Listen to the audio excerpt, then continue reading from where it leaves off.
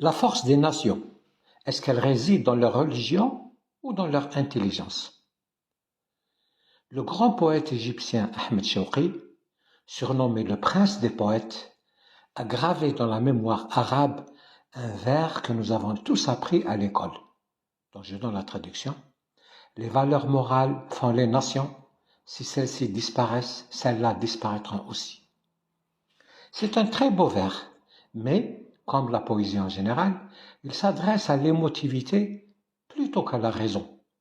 Car quand on s'empare de ce vers pour le confronter à la réalité de l'histoire, on s'aperçoit que s'il a gardé sa puissance émotionnelle, il a perdu sa vérité.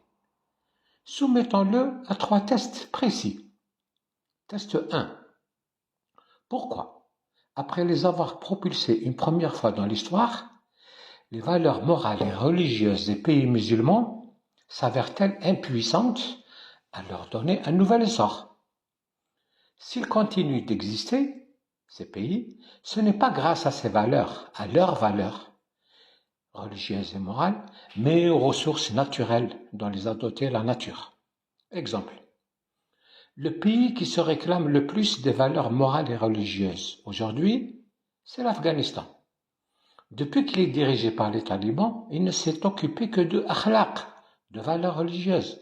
Et pourtant, leur nation a bel et bien disparu, vivant misérablement en marge de la communauté humaine.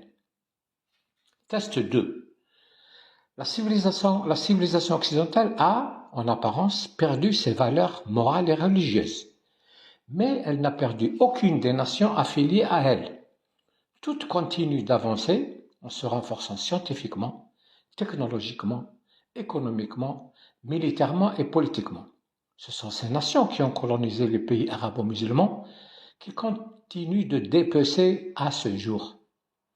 Voilà donc un cas flagrant où on peut perdre ses valeurs religieuses tout en restant de puissantes nations.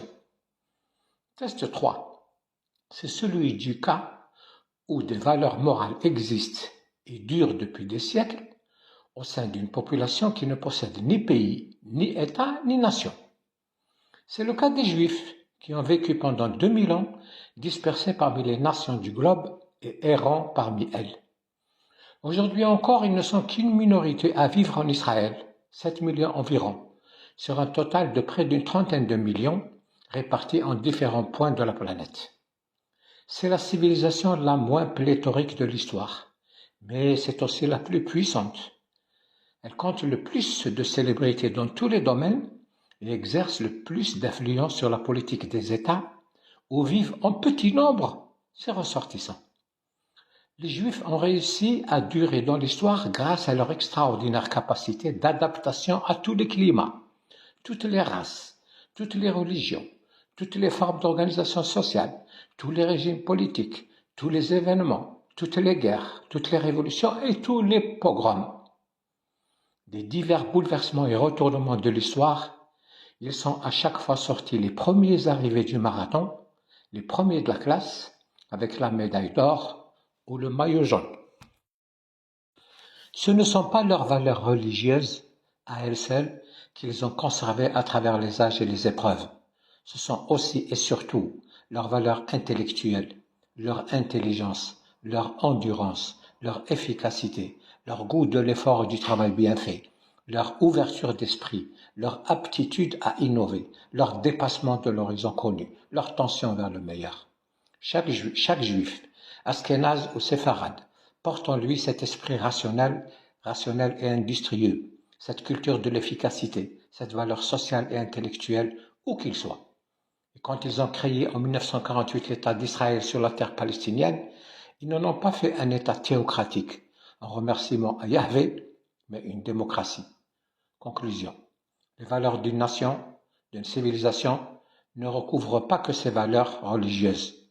Si elles n'ajoutent pas ce capital initial, les apports de l'histoire, les outils intellectuels et techniques mis au point par le progrès, les applications de la science, les formes d'organisation modernes, elle est condamnée au déclin et au sous-développement.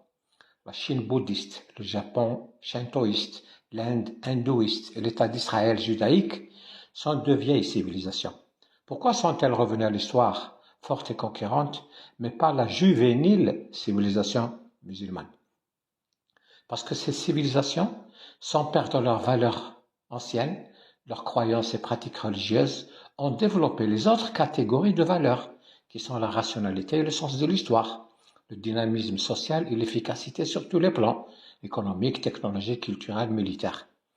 Ces civilisations possèdent par ailleurs un sens du patriotisme et un attachement à la notion d'État que ne possèdent pas au même degré les musulmans, qui ne reconnaissent d'allégeance réelle que celle due à Dieu.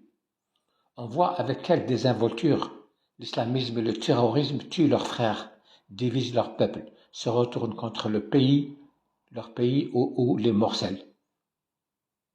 Si les valeurs morales sont réduites aux seules mœurs et pratiques religieuses, elles ne suffisent pas pour assurer durablement un rang à une nation, à moins que celle-ci ne veuille délibérément vivre comme au temps d'Abraham.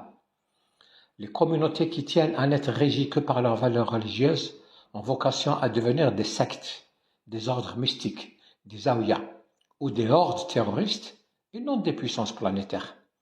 Dans la culture islamique, n'a de valeur que ce qui est strictement religieux, que ce qui a été textuellement désigné par un verset coranique ou une parole du prophète. Et tout acte, initiative ou pensée qui ne découlerait pas en droite ligne de ces sources est rejeté par ce que considéré comme étranger aux valeurs islamiques. On a maintenant une idée précise de ce qui fait défaut aux musulmans, de ce qui manque dans la nomenclature de leur akhlaq, leurs valeurs religieuses. Ils ne savent pas ce que sont la rationalité, l'ouverture d'esprit, l'aptitude à l'innovation, le dépassement de l'horizon connu, la conscience historique, l'humanisme, le respect de la vie humaine et des droits de l'homme, la citoyenneté, le civisme, l'efficacité sociale et économique, l'attention envers le meilleur, les vertus du système démocratique, etc.